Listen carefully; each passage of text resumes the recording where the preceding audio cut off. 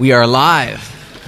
This is the actual origins of this podcast. We're is literally sitting on the mat. Anniversary, right? on the 4-week anniversary. We're literally on the mats, just real Brazilian style, just chilling, and we're getting ready for class. So this is not your typical Saturday. We're actually recording on a Tuesday because I will be in a different dimension this weekend as I go to a music festival. But yeah, this is where we started having our chit chats, and we just decided why not record it because I don't know if you saw, but a year ago today, did you see my memory that I posted? Yeah, and I think that's what so what he's referring to is he shared a memory on Facebook where he literally used the term BJJ and Brews, and I think that's what's in my subconscious when I came up with the name. Yeah. So I didn't come up with it, you came up with it, and Paul came up with it. Okay. So, the origin of that is, there was a Friday night, and Paul had posted a photo of, a six-pack of beer, and he's like, anybody who taps me out at Randori tonight gets the six-pack. If you can't, then we all get to share it. Oh, I thought it was going to roll over. It would be, a bigger pot next week. Oh, yeah. So that's what... So, I don't train on Fridays, so I couldn't make it. So, I was like, all right. So, I posted a picture of another six-pack. I'm like, well... No, everybody's going to tap me out, so I'll just bring a 12-pack. We all just get to share it. And then Troy, the purple belt, I think he might have been a blue at the time, chimed in. He's like, I'll bring something too. So it just snowballed in this giant fun thing. And that's where BJJ and Brews became an actual thing. And so that was only a year ago. That was slightly more than a year ago, was the actual I feel like BJJ it had Brews. the appearance of something that's been going on since the inception of the gym, the actual Saturday beer thing. That's I think that's an off the books thing, but since I'm just all about transparency and I just throw everything in the face of everybody, I think that's where it became a thing. So established. So you came in here percolating with ideas, you said, stream of consciousness. So earlier you sent me a link to something that I thought was pretty interesting. I like where it's going, but I think it's going to... We'll have to discuss that, right? So you sent me a link to something called BJJ flowcharts, which I'm not sure how copyright-wise this works, or maybe he's getting a cut of it, but evidently this guy took we might incriminate this guy. Well, he's advertising. Well, he's advertising. So it was an advertisement that popped up on my Instagram feed, and I immediately sent it to Chris because I thought it was interesting. Just to describe it, it's... the concept of they've actually done a flow chart, or I would also maybe call it a concept map of what you which are positional hierarchies, but including, I think, action and reaction. I mean, I haven't delved into it, but... It's heuristics, right? It's a series of if-then sort of things, right? Exactly. As a software engineer, it makes perfect sense to me, because to me, if you want to program a robot how to do Jiu-Jitsu, you could do it this way. And as his example, he's taking... the instructionals from John Danaher. And that's literally what he's doing. He even has on there John Danaher. Sure. He's doing that and Gordon Ryan, which are very systemized, very almost algorithmic in their approach in terms of, this is what you're trying to work for. If your opponent does the following, your reaction should be this, and that's how he defines the system. So what they're doing is they're actually mapping it out on a piece of paper. It looks like a big poster. I like how they keep the thumbnail extremely small so people can't just screenshot it. I know, exactly. I see what you did there. And they had some people vouching for it. Gordon Ryan himself said this is amazing, I think, right? I don't know. Really? I clicked the website, okay. So I saw and Michael Zenga, the owner of Fanatics and whatever it is, said this is awesome and this is very well done, or whatever the case is. So I mean, it's endorsed by the men themselves, not Danaher yet. But so Danaher and Gordon have to be getting a cut of this. I would imagine, right? Because they're sort of huge honor for me, guys. But how does that work, right? Is that intellectual property? Is jiu-jitsu intellectual property? Well, those DVDs are. Okay, but I mean, I guess jiu-jitsu, because they're citing it. Shouldn't they be... how does that work? Number one. I would imagine... I don't know the legalities of it, but let's say that he did this with the blessing of those... he's using their names. It's either just a blessing or they are getting a cut or some sort of a financial blessing, you might say. Yeah, or it's some sort of licensing fee. Okay, so this lends... I see things like this and I love it, right? Because to me, like the more tools available to teach somebody, and I'm a very like process-based person when I learn, the better it is for the students. Because not everybody is, I mean, jiu-jitsu is tactile by nature, but not everybody is an auditory learner. Some people are visual. Some people need to see, like, to have this web of things out for somebody to available to them to see and visualize, and to literally to map out the possibilities of the hierarchy of systems within systems. I think it's great. Now, my question to you though is, I remember, and maybe JB's listening, maybe he's not, like, but he's here with us in spirit. You know, I think you and I can both agree, Noah, that like Danaher right now might be the most well thought. I don't know. It's like, I think he's put definitely it to paper. held in high regard. Yeah, he's definitely held in high regard because he's been able to articulate and he's done a very, very good job of conveying many of the ideas involved with what makes effective jiu-jitsu. Yes, and I think I wouldn't discount the fact that whether he directly is part of it or not, there's a strong marketing campaign around his ideas. Sure. So they're being propagated and disseminated more. I mean, I'm sure they're brilliant people operating in relatively obscurity, you know, that are unknown. I'm not disregarding.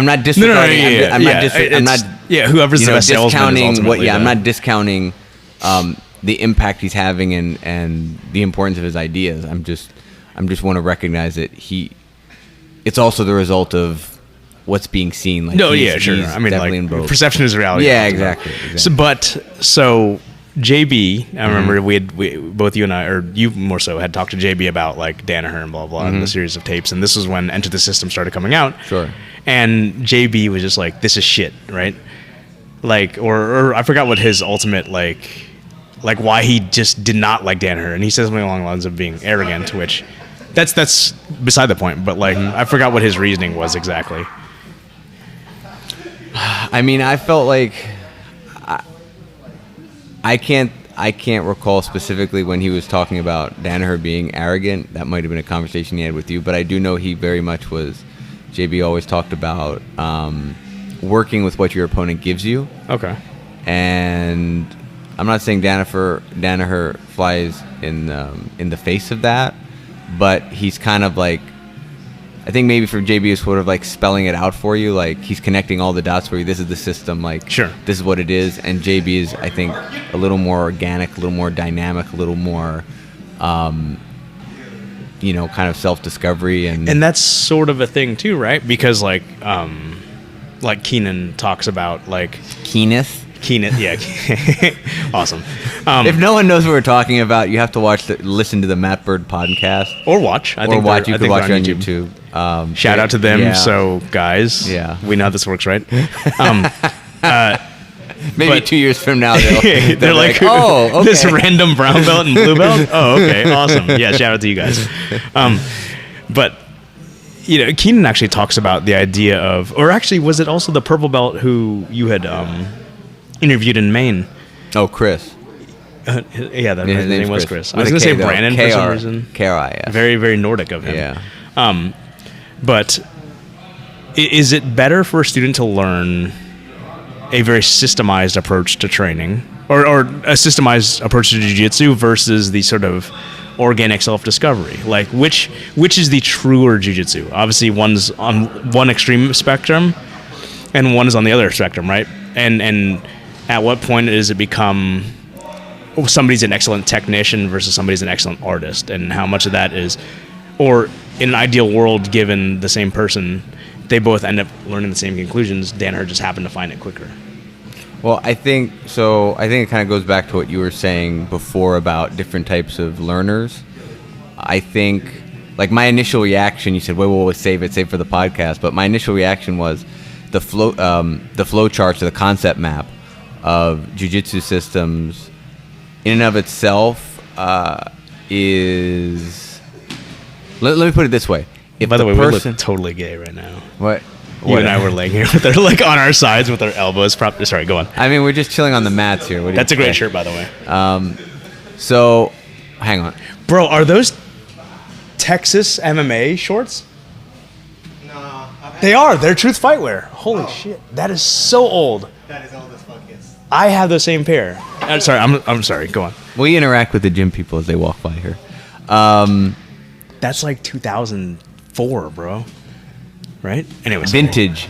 Well, you got the old, like, what was it? The Ultimate Fighter team, American Top Team. Well, who are they going against? That was against Black House. The Black House, not the Black Zillions? Black Zillions. Black Zillions, okay. Black House became Black Zillions? We'll have to look that up. I don't even know. Regarding the concept maps, I think if a student actually did that themselves, much like taking notes, that's an incredible learning tool. I think it might help them retain knowledge. It might help them from a test-taking point of view. But in terms of actual execution and roles, which I think we probably give a much higher weight to in general, I would think. Like, I think you want to be able to do it more so. I don't know. You want to be able to do it. And you don't want to just be some academic that can recite systems but has never actually done the systems. You know, like I could memorize a concept map, and I could kind of explain here to here, here to here. And that's the thing, is like using it as a tool versus... Yeah, so if it's a mechanism that helps a certain type of student that learns better that way, great. But I think the athletic endeavor of rolling, and when you figure in the variety of variables that you just can't account for in a concept map, which is your strength, your opponent's strength, your dimensions, his dimensions, or her dimensions, you know, like there are a lot more variables than just a simple opponent does this, you do that. And I don't know to what depth that these concepts, because I couldn't screenshot it and pirate it and all that. But just wait. I'm sure it was more, I would imagine it would be action reaction as opposed to, if you're playing a good spider guard player that's long. And that's the thing, right? Like, because we have four limbs and torso, but like when you factor in things like orientation, like how deep does this web That's go? what's so addictive about jiu-jitsu. Right? Like I'm so curious as to like, because butterfly guard, right? Like if I'm butterfly guard and I'm supine. Supine is belly up, right? Yeah. Yeah, prone is belly down. If I'm supine versus sitting up, those are two completely different butterfly guards, right? Yeah. So, like, if there's an open guard web there, like, that has to be two separate branches, right? And then within that, there also has to be orientation in relation from me to you. Like, if you're on, directly in front of me versus if I have, like, a shin hook in, like, how... It's a good idea. I'm curious as to where they are in execution, just because as a tool, it's excellent, but I could only imagine using it to really focus in on if it's a 10 by 10 thing, like you can really only focus on one bubble at a time, realistically, and spend a season on that, Oh, absolutely. So let's assume that it's a pretty comprehensive concept map. I think that's something that takes years, almost maybe you would argue what it would take to be a black belt. Oh, sure. To really understand that. So I think, me personally, my inclination is to say if the student was doing that themselves, that would be, I think, really productive. Just being given that, I'm sure it can be helpful. But, and it's interesting to organize the information that way. It makes sense. But I think each person, just with any subject, has to build a concept map in their head, however they do it and how they associate things. Sure. And we generally, I think, operate with past knowledge. So if I had a background in wrestling, I'm sure that I would be associating movements with wrestling. I'd be adding to what I already know in order to make sense of the new. As we like to say. So just go out and roll. Yeah, I mean, ultimately go out and roll, right? Yeah. But what is truer jiu-jitsu? All right, here we go. The martial artist. Which is truer jiu-jitsu though? So from a teaching standpoint, I could see those as an excellent tool, right? But as a student standpoint, I could see the idea of sitting there and listening to class versus listening and taking notes it's almost always a better learning experience for the student, right? But like, I guess ultimately it's implementation of like what it's used for. If it's used for like, this is how I'm learning jiu-jitsu, I'm just staring at a fucking piece of paper. But but if the person has that next to the mat and stuff like that, and they're spending 30 minutes for a class rolling with somebody, and like, oh, let's go back to that and see what was available really, and where did we miss out, then sure. But like, what are your thoughts on like the idea of, because Chris up in Maine, purple belt, I listened to the entire podcast, but I didn't quite catch how often he's like learning from somebody. Like that wasn't clear. I mean, he told me he's teaching around 12 classes a week, and that's probably a mixture of gi and no gi. Right. So he's on the mats at least that much. And how much of that is, at this point, and this sort of, we can delve into that rabbit hole in a moment. So, and I'm having the same conversation with my friend up in Colorado who just got awarded his brown belt. Is at what point is it that it's you're self-taught, you're developing your game, you're developing your teaching style, while also, if you're running a gym, trying to teach other people and foster them as well, right? And having to remove your own game from teaching, because there is a difference, right? Like, because if you go to a gym and everybody rolls the same, in my opinion, in most people's opinion, that's a bad instructor, right? Because everybody's body type is different, everybody's weight is different, everybody's personality is different. Everybody should be rolling differently, given the same fundamentals. In an ideal scenario, I agree with that. Yes. Right, but in an every idealistic scenario. sense. Do you think so? Because like, I think it's impossible for. I think an instructor can strive to teach the broadest set of techniques, like the biggest globe, but I think it's impossible given how true. broad. I mean, yeah. You know. But like you had sort of described when you went to I'll give you Globetrotters, an example right away. It's because we've got one body. Have you ever rolled in a 5'2", 130-pound body?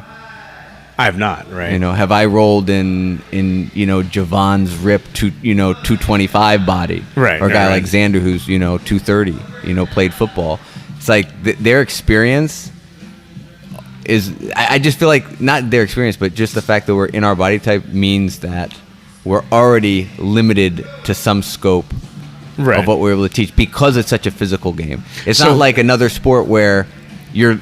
In jiu-jitsu, we're literally dealing with the entanglement of our bodies. So our body dimensions and our athleticism play a role. Play a huge role. Play a fundamental role. So it's like, what would a coach who's athletic bring to the table versus a coach that's not athletic? And ideally, I would think, or somebody like an Eddie Bravo or like somebody like a Coyote, right, who's like 4'3" or whatever it is, he could get Hobbit, right?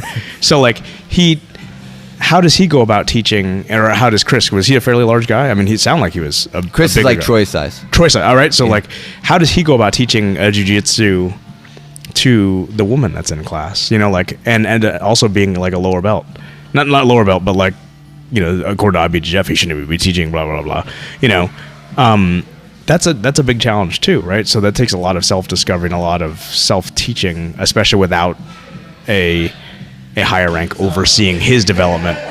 That's going to be a huge challenge. So like, does he sort of like self-teach, do a lot of like experimenting on the mat, that sort of thing, and then like once a year go and get sort of like calibrated by like a higher belt? Or I can't answer that question definitively. Would have to ask him. I can tell you that one thing that struck me, and I mentioned it at the end of the podcast with him, which I thought was cool, is that he was working with Naya, who was a white belt and relatively new. Like, I think she said 2 months she'd been training. Yeah, she was very And new. he was explaining to her and the others in the class, well, let's take a step back and understand what it means to sweep someone, because what she was I guess struggling with was, or at least not, I wouldn't say struggling, what she was doing is she was getting in close guard, and she had a tendency to disconnect with the opponent prematurely.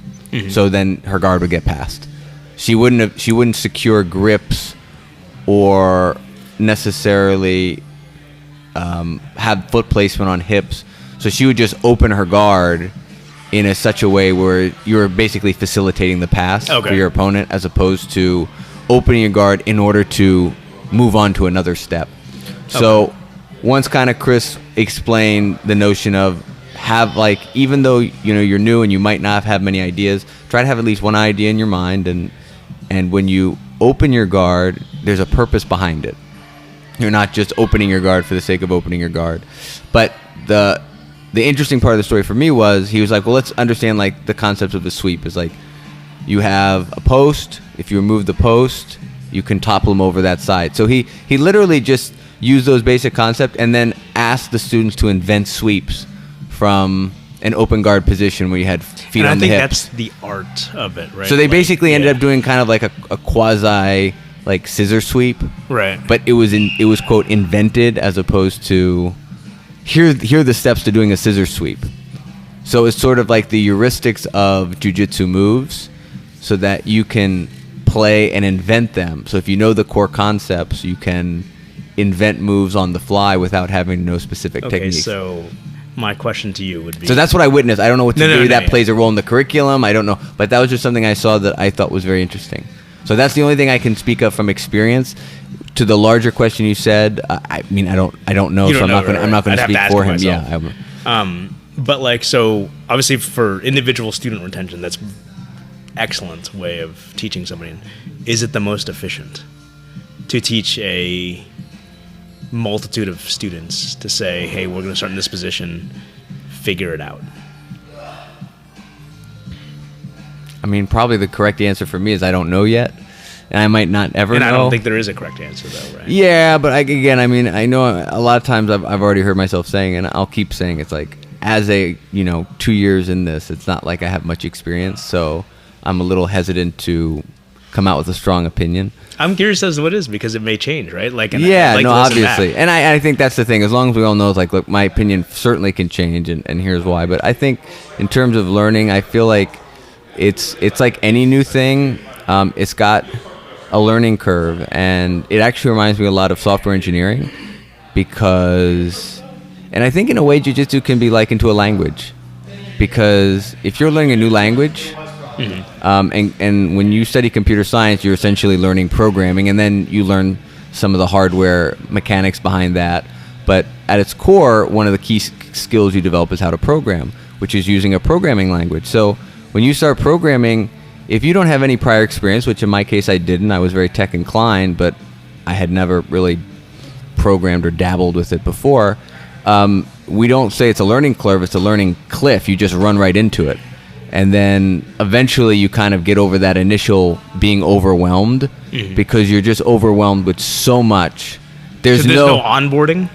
Well, I mean, you can actually go and talk to academics, and they're still wrestling with how do you best teach computer science to... Really? Well, it's such a new science. It's new, and it's so rapidly evolving. So it's like, what's the ideal programming language? People would say, when I learned to a C++, then it became Java, but...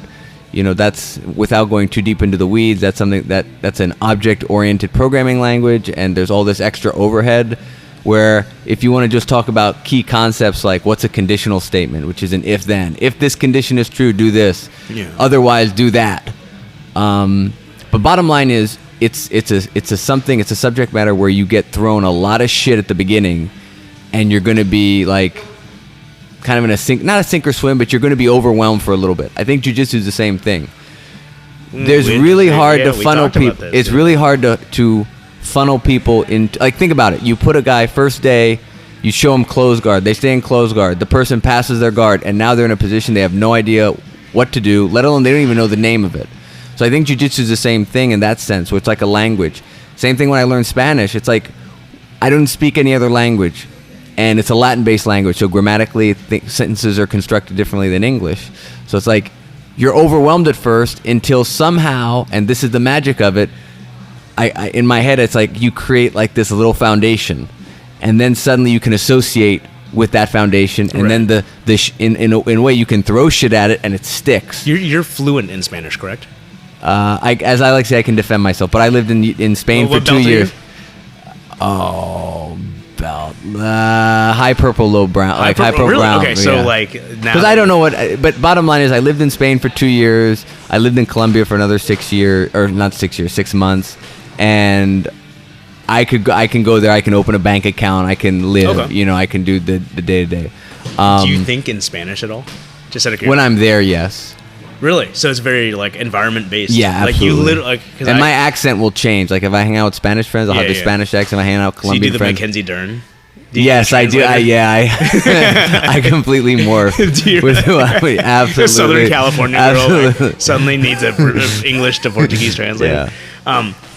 So that's interesting, right? Because like English is my second language. I learned Vietnamese first in the house. Really? Yeah. I did not know this. Yeah. So like it's funny because like there are times when like my parents were very big on like assimilation. Like they were 1975 off the boat, like by definition like FOB Vietnamese kids or young adults at that time. So like at the time they were also big on, as first generation Americans, my sister and me, like. And where did you grow up? I was born in California. Okay. In Los Angeles, moved to Florida when I was like 5. So okay. I'm really a Floridian, right? But so like English was my second language because we were spoken to in Vietnamese. We had family nearby. My grandparents lived with us. That whole deal. And but my parents were also big on assimilation. Like they were like, to be successful in this country, you need to learn English and blah blah blah, and hang out with white kids and that sort of thing. And they were sort of like the anti-FOB because they want you to integrate. Yeah, very very much so. But like even now, even though I don't speak, I'm not fluent by any means anymore. I can understand conversational no problem, and I'll find myself when I'm in an environment for long enough, like a day or two, I'll be able to like my brain starts thinking in Vietnamese again. Sure. Which is kind of an interesting thing. That's why I asked you that. So, so going back to that thing now, I forgot what Chris's lineage was. So it was his school is an affiliation of Mass BJJ, I believe. Massachusetts BJJ. I think it's called Mass BJJ. Yeah. I don't recall off the top of my head the how it goes up, but there's a 3rd degree black belt. His name, Mike Pellegrino, is the name of the black belt. Is he related to Kurt Pellegrino, like the UFC fighter? No idea. I'm curious. Could be. Anyways, I think it's the same spelling of the last name. And I mean, it's just the water brand, right? Yeah, so he will go there periodically to, or at least what he told me is go there to kind of check in and train. But again, like I thought was interesting. And that's his calibration, right? Like that dude assesses him, sort of? Yeah. But what's interesting is they don't have promotions like we do, where like set days, like summer promotions, winter promotions. They just promote. December 7th, by the way. Yeah, December 7th. That's interesting because so this kind of led me to, I had asked you the other day, what are your thoughts on the idea of creonte? Because we listened to the Keenest podcast a lot, right? Yeah. And so that's a very touchy, not touchy, but it's extremely touchy within jiu-jitsu, right? Yeah. Like the idea of creonte. What are your thoughts on that? I mean, like I said, I think we're going to see more and more instances of it as jiu-jitsu continues to evolve more into the sport areas, because in sport, this idea of loyalty to a school is not weighted as highly, and it's not frowned upon. You mean like the idea of like a free agent trading teams, like that sort of thing? So at that level, you could say that, like, LeBron James has played for all the, like, he didn't stay in Miami, he didn't stay in Cleveland, now he's in LA, like he's bounced around. Less about that, more just about the development of an athlete. It's commonplace for them to switch schools, to almost maybe grow out of one school and go to another school and work their way up. Just think about a football. Don't think about free agents as a professional playing for a team, because that would be more akin to a guy saying, "I want to leave the death squad and go represent Alliance or represent Atos." Yeah. I'm talking about, to me, this whole thing hinges on, you start training at a school, you put in some time there, and let's eliminate there's a disagreement, you left. It's more of I feel like I can get more elsewhere for my growth, so I'm going to go elsewhere. That, to me, is the situation where that might be frowned upon, whereas in the sports world, whether or not the current coach is pissed about some sort of loyalty thing, and I do think loyalty is very important. Sure. Like, I'm a big believer in that. But I'm also a big believer that if that relationship is pure, the coach of, let's say, that gym that the athlete wants to leave should also know that the athlete should be moving on and should be happy for them. If there's truly a care and love in that relationship, that coach should actually, as much as they don't want to see the athlete go, they know it's what's best for the athlete. It's best for the athlete. And it's not as though that they're not still a part of that athlete's journey. You know, their formation as an athlete, as a practitioner of their sport, as a practitioner of jiu-jitsu, was formed a big part of what happened in that gym over whatever period of time they spent there. So I think with sports and the fact that people are always trying to find the best training and broaden their skill set, and jiu-jitsu is very much a no one knows everything, and if you want to broaden your game, you probably have to go to a lot of places where people excel at different skill sets or different techniques. Like, if you want to go learn worm guard, you can't go anywhere else but see Keenan or Keenan Online, according to him, because while he didn't originate it, he claims that, you know, what But he developed the system. He developed the system. What he claims is what he sees other people teach worm guard, but they're not teaching it correctly. They're not propagating it properly. That's a side point, but I think that whole loyalty thing, I get it, especially since I spent some time in Brazil, and I think there's a cultural aspect to it as well, and I think it's very laudable and very respectable. But I think as more people become sports oriented, and becomes more of a sport versus an art, then I think you're going to see it, and it's going to either continue to cause problems or people will just chalk it up to more commonplace. I think because of the traditional martial arts aspect of it, it's never going to go away. Right? Probably not. But unless schools change, unless they become less dojo and more sports academy. Yeah, that's true. Okay, that's true. But, like, for example, though, I mean, like, it's such a... Okay, along the same lines, then, how much do you put weight into the idea of lineage? Okay, so let me just go back one thing. Just the example I was going to say that I got sidetracked on, because I get sidetracked on these things, is if you look at a college athlete that plays football, okay, he had a coach for Pee Wee football. Then he had a different coach in high school. Then he had a different coach in college. And then if he made it to the pros, he had a different coach. So just the natural progression of that athlete from child to amateur to competitor to pro, he by definition went through a bunch of coaches. Whereas if you look in jiu-jitsu, in a traditional sense, you would do that entire path in one school. Place. But there's also not the infrastructure right now for that. But that's going back to your point about the jiu-jitsu being extremely young. Correct. Sport. I'm not saying they're exactly the same, but I'm just in terms of mindset, what's commonplace in another sport, when you look at it, again, I'm using the word sport here, and I know that jiu-jitsu is also considered martial arts, but there's a sport aspect to it. That's kind of the example I want to say in terms of where it's commonplace for people to have multiple coaches as they progress forward. That's less so, I believe, in jiu-jitsu. That's a very Western thing, too, I think. Absolutely. Absolutely. So, like, along the same lines, right? Similarly, how much weight do you put behind... So, like, you're a blue belt now. Yeah. You've been training for 2 years. You go to fucking bumfuck Kansas somewhere, right? Yeah. And you're looking for a gym. You find one. How much weight do you put behind the 7 pictures that are hanging, with the lineage tracing straight back to Jigoro Kano for that guy? How much does that matter to you? 0. 0? Like literally 0? I mean, 0 in terms of how I'm going to develop as a jiu-jitsu practitioner. I think it's awesome to showcase that and to honor that and to know your roots. But, what Helio was teaching, the teacher of the teacher of the teacher that's teaching someone in the gym, right. That has no impact. Like, what matters is how good is the coach.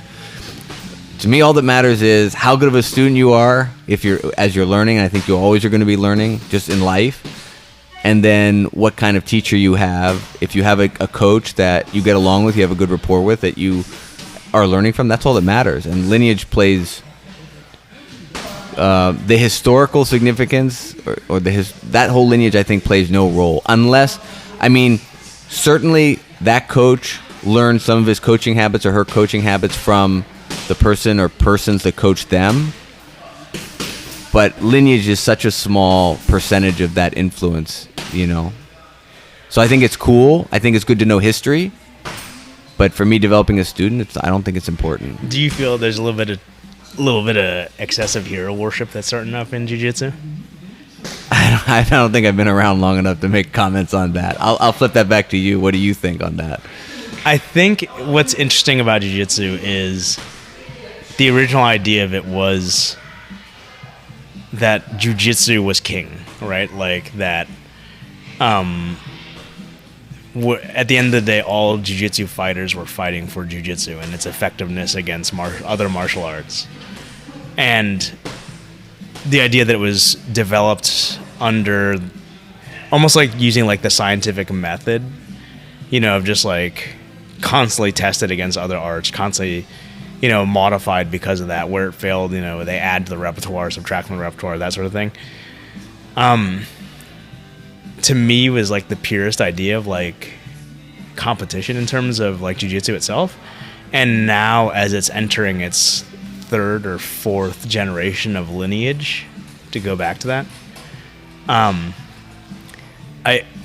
you're starting to see this like faction sort of stuff developing where one of the cool things about the older generation of jiu-jitsu, there wasn't that deification, and that was a very traditional martial arts thing, and jiu-jitsu sort of flew in the face of tradition. And now, as maybe those gentlemen are getting older, they're sort of like expecting to be like deified, and that's I have a little bit of an issue with that. And it's sort of do you think that's just a result of what they saw transpire with the previous generation? That's just kind of a generational thing? I don't know, or I don't know if it's just honestly just really good marketing, like to just all these like associations. Like I'm not big on the association thing. Like, how familiar with the associations and stuff? I mean, I'm familiar. There's the IBJJF, and then there's the one that Hickson did.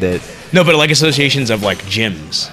Like, what is your thought on that? Because like that kind of leads into. No, I'm not that experienced on that. You're gonna have to enlighten me on that. I don't. We're not talking about like franchises. No, correct. Not like how to be an affiliate of a gym. Like to be able to put like a Henzo Gracie sticker on your. Like that's a affiliation or an association, however you want to call that. I'm not sure how much that sort of stuff matters.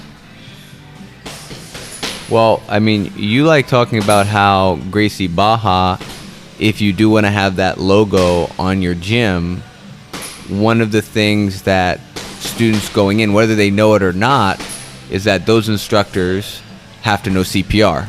Right, yeah, like which they're very good standard operating procedures, and sure. So, in terms of, I think it would be a little extreme to say a turnkey solution for gym owners, but if a gym has a successful formula, then at least from a gym owner's point of view, I don't see the harm in paying money for a franchise, for a logo, if it comes with some value. Support, yeah. Now, I think I'm sure that there's situations where that support isn't there, and you're basically buying the value of a marketing tool and a known brand. You're like, I have Gracie in front of my gym name. Gracie's a familiar name, So that's going to depend, and that's now we're going into an area where I'm not that familiar with. I don't know the reputations of these different associations and whatnot. But in and of itself, I don't see the harm. But it's like anything. It's like if it's applied well with good intentions, with talented people and the right people, then a system's going to be good. If you have a good system with shitty people who don't give a shit about one another, it's going to be terrible. Like, I'll go back to software engineering. When I had an industry job, it seemed like the manager was always coming in with, we're going to adopt a new software development system, as if the system was going to cure whatever issues we had as a team.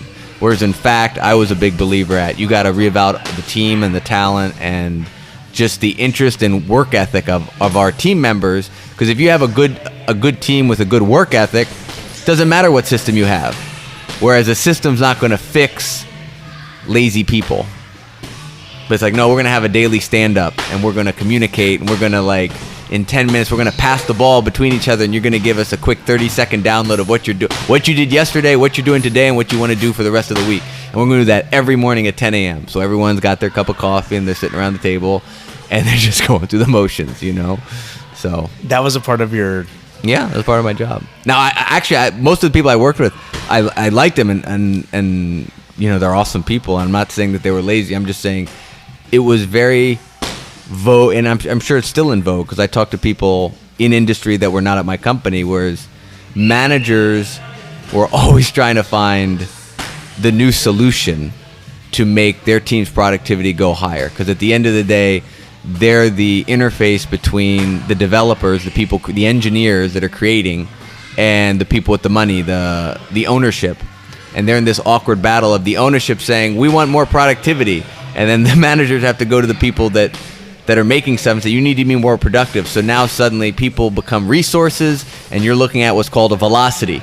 So velocity, right? So like, what's this velocity? And I'm looking, it's like, wait, we're resources here? We're talking about velocity. So again, I'm going on a tangent here, and people are like, we want to talk about jiu-jitsu, not software development. But the idea is yeah, it's it comes down to, I believe, just like, the merits and qualities and work ethic of individuals. And if you get a good core group of people, then you have a great gym environment, And that's kind of what I was talking to you, is like, I noticed recently, it's like when we lost a couple people, I didn't notice immediately, but when I thought about it over time, it's like, damn, that's kind of affected the quality of the classes. Like losing JB, losing guys like Chihuahua. It's like, those are the two guys that come to mind. We just lost Michelle, and that's another one. It's like when you lose, they don't just have to be good grapplers, but in those cases, they're all three good grapplers. But it's like people that train regularly, that have great attitudes, that bring a level of seriousness to the gym. JB, nice guy, but when you're on the mats, it's all business when it comes to rolls.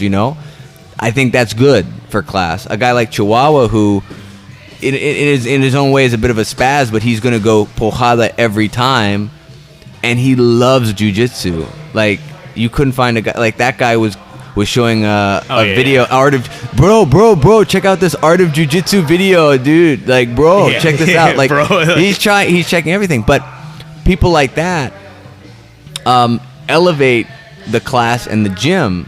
So what I'm kind of fascinated by is, how do gym owners, how do coaches cultivate a culture that raises the collective level of the classes and the gym? So like, I think, so that's the thing, right? Like, because I'd have to talk to Paul about this, but there's a distinct difference between running a martial arts school versus running a martial arts business, right?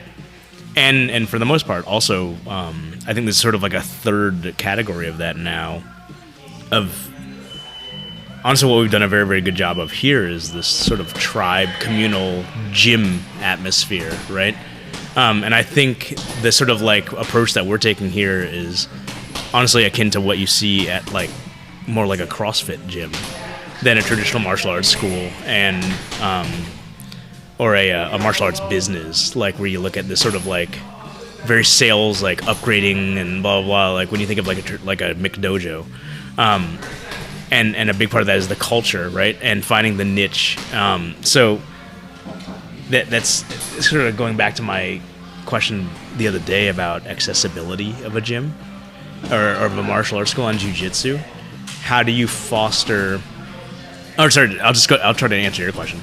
I think a big part of what Paul has done here and what we've done here at our gym is the fact that, like, a lot of places, like the martial arts schools in particular, there's a sort of like discipline end that's like associated with it, right?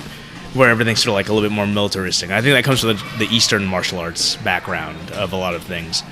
But and sort of like squelching figurehead type behavior like that. The people who sort of like naturally become not leaders, but naturally become sort of like people that other people will gravitate towards, and one thing I think that was really cool was like fostering that, like like letting everybody be the best person they can be, right? Like, because like as opposed to try to squelch and demonize, like Chihuahua, love him or hate him, he was We insane. love Chihuahua. No, we do, right? I'll fully admit, sometimes he would annoy the shit out of me, but I would tell him. But it's a lovable thing, right? absolutely. And because one thing that Paul is really good about here is you should never apologize to be yourself. And he never makes anybody feel bad for being them. The other thing he does, and I don't know if he realizes it, but it's in a way it's kind of subtle, in a way it's not, but I think it goes a long way. If you look at his social media for the gym, it's all about the members of the gym, and it's very little about him. And if you look at the Instagram profiles or social media profiles of a lot of other gyms, after a while I stopped following them because it was more... It's a personality-based gym. It was more like an update on the head coach who's famous, as opposed to look at this 2-stripe blue belt who just got her 3rd stripe, or look at... I mean, how many times do we post, congratulations to so-and-so, you just got your 1st stripe on your white belt. Right. Like, that's putting the members first. It's also making them want to follow the Instagram because they get that little validation, that little pat on the back. To your question for me a while back, that's a big part of it too, right? Like, because a lot of people don't want to, like, many people are comfortable taking fucking gym selfies and stuff like that, right? But like somebody like Amanda, who I think has probably grown considerably personality-wise, because she's a sort of like demure, like very dainty. Like she's got her own little feistiness about her now, and I'm not sure. I don't know how big of a part of jiu-jitsu is in her life. We are, but like I'd imagine she wouldn't have grown to be a lot more outgoing had she not been here. Where we've helped raise her and bring her out of her shell a little bit. Well, I think everybody that sticks with, I think anyone that does jiu-jitsu is going to have an impact on them, and I think the people that come into this gym are gonna grow. Sometimes that growth is more noticeable than others, but at the end of the day, jiu-jitsu is so much fun, and you meet it. In my opinion, it attracts an interesting cast of characters. Yes, that we're all crazy. For me, are more congruent with. Let's put it this way. I'm more likely to connect with another person that does jiu-jitsu, not only because we have the common thread of jiu-jitsu, but it seems to attract people of similar interests of mine. I've encountered a lot of travelers, a lot of people that like to hike. I've encountered people that play video games. Like, people talk about, nerd culture in and of itself is becoming more and more mainstream. It is mainstream now. Dude, they sell out stadiums. Exactly, yeah. I mean, we got League of Legends tournaments selling out the LA Lakers arena. I'll always in call LA. it Defense the Engines. Thank you. But the bottom line, and Eddie Bravo calls them nerd assassins. Right, yeah. The nerd assassins. But at the end of the day, for me personally, me, Noah, this is just a strictly personal thing. Like, I found a subgroup, a niche that by and large is more in line with my way of thinking. There's a health consciousness here. People want to jiu-jitsu partly is for health reasons. Yeah, being in shape. Yeah, because most people join for 3 reasons. Number one, self-defense, right? Fitness, or I can't even think of what the third option would be, or just like discipline, camaraderie, whatever the case is, right? Like the social end of Well, definitely social. Like, I know a number of people that have joined this gym for the social aspect of But they didn't come here first for that. No, I they think did. that's what They keeps did. us. They Really? did. They did come here. I'm curious. We'd have to elaborate with them, but I think just like CrossFit, I'm starting to see why. Even though I don't do CrossFit, I've had some experience with it, but I understand the allure of CrossFit more now. Yes, because of the time I've spent and it's in the big jiu-jitsu accountability gym. part of your thing, right? Like It's the just people are that supporting community, you, the training with one another, but the community thing is the big thing. Having something in common, seeing regular faces. Paul talks about it a lot in his advertising, the third place, which is like we're either at home or at work, and if we're healthy, we have a third place, and that's a whole societal thing. That's a whole other can of worms. But you shouldn't hate being at home or at work. No, ideally, right? no. No. But I mean, if you look at European countries, it's like there are a lot more common spaces where society congregates. A pub, like a local pub, or just think about people playing dominoes and like old grandpas playing, dominoes in the park, where they would meet up every day. So That's just, I mean, that's a side it's cultural funny thing. too because like I don't know if I talked about this earlier, but like I used to give my wife like a lot of shit about like wanting to join like an LA Fitness or something, right? Because she's like, oh, they have like group fucking aerobics classes Sure. and that sort of shit. And I'd be like, I'm not fucking paying for a gym membership when we literally have a power rack and lifting platform at home. Like, why are we paying for anything, right? And now that like she's stuck at home all day with our kid and that sort of thing, and you know, I sort of step back. I'm like, man, like, I don't do jiu-jitsu purely because I just want to get in shape and just like, it's just what I enjoy. Like, I'm here because like, you know, 95% of my friends are jiu-jitsu guys, right? Like people I know from the gym. Who do I hang out with? If you look at my Facebook friends, you know, like probably 75% of them easily are jiu-jitsu people, and then like the other 25% are fucking work or high school or whatever, or college. But like all she's looking for too isn't necessarily just to get a workout with these group fitness classes. She's looking for her tribe, essentially, right? Like, Exactly. And that's where I'm like, I had to step back and realize, I'm like, man, like I'm being awful hypocritical by denying her that. When, you know, this is a vehicle for my social life also, and denying her a vehicle for her social life as well. That's probably one of the strongest points. But I think, though, I mean, like, I think the gym culture is a bigger draw, or bigger point of retention than drawing people in, though, I would say. Because I'm curious as to what type of person sits there and goes, I'm looking to hang out with people. Oh, this jiu-jitsu place looks cool.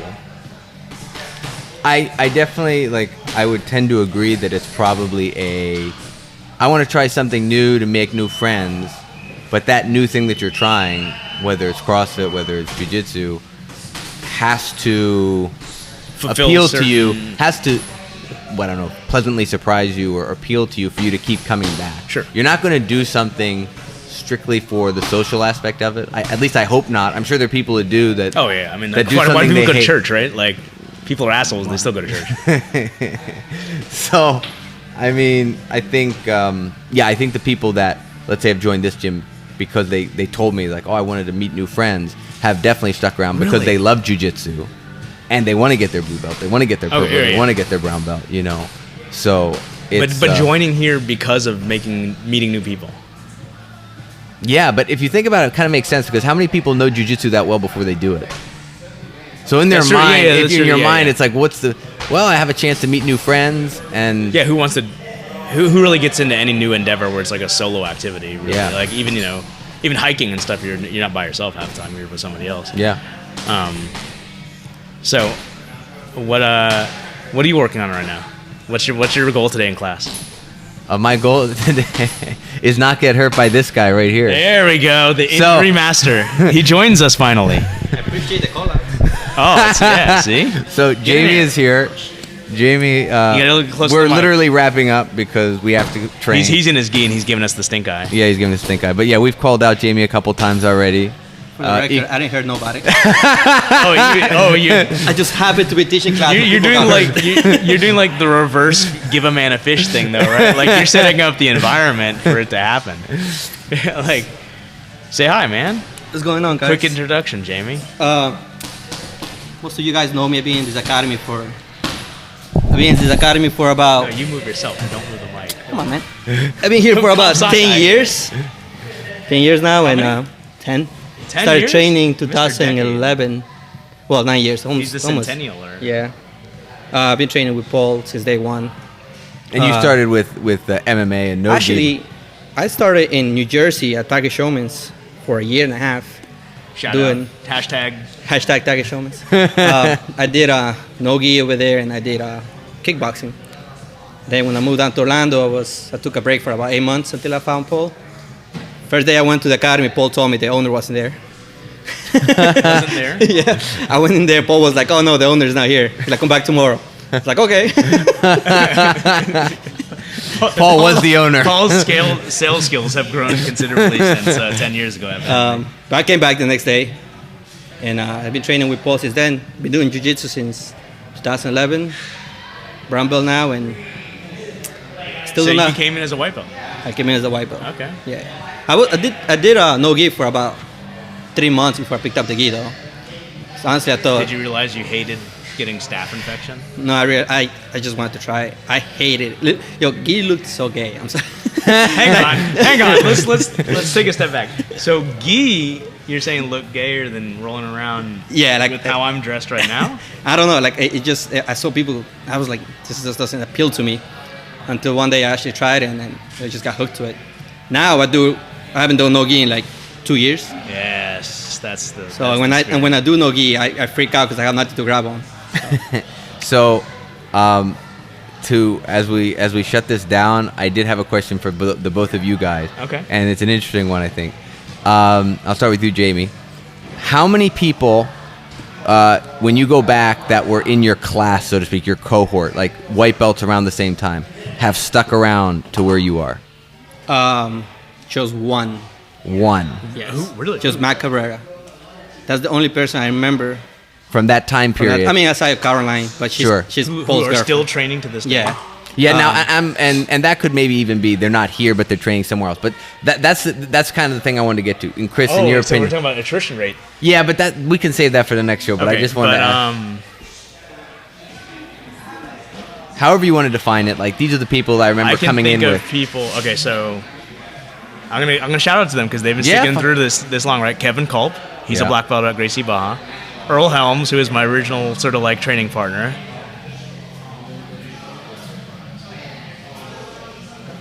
Okay, and then the other question is, how many people do you think were in your cohort when you started? You named 3 people. Oh my God, my blue belt class alone was 30, 40 people. Okay, and what about you, Jaime? How many people do you remember back then, those white belt classes? My roommate Tim, we started together. We actually got our blue belt, right? No, we got our blue belt the same day, and then he just vanished. He said he's coming back, but I don't know. Then we had a bunch of the white belts in my class. It's been so long, I don't even remember the name. But just no, you didn't have. But like roughly a number. How many people do you think? I remember taking back then the MMA test and the grappling test. With at least 20 people. There you go. None of them are here. 20 people. Yeah, so like the next 30 episode, 40, we're gonna have to talk about attrition rate with jiu-jitsu. Why is it like that, and if it's a good thing? And we'll close this out. Spoiler. I think it's across the board with all sports. That's true.